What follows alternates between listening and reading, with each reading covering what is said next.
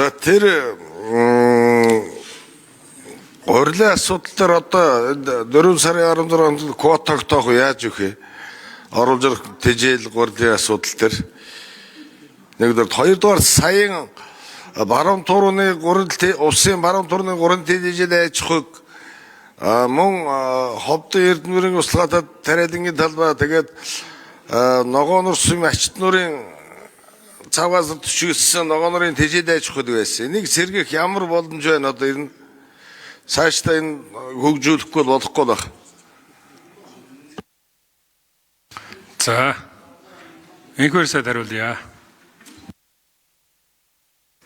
За баруун бүсийн газар тариалан тэжээлийн хангамжийг сайжруулах ийм зорилго тавиад ажлын хэсэг байгуулагдаад газар дээр нь судалгаа хийгээд үнэлгээ хийгдээд ер нь хичнээн мянган га талбайг эргэлтэнд оруулах ямар тоног төхөөрөм шаардлагатай ямар боловсон хүчнийг бэлтгэхүүгээд бид тооцоо судалгааг бэлэн болгосон.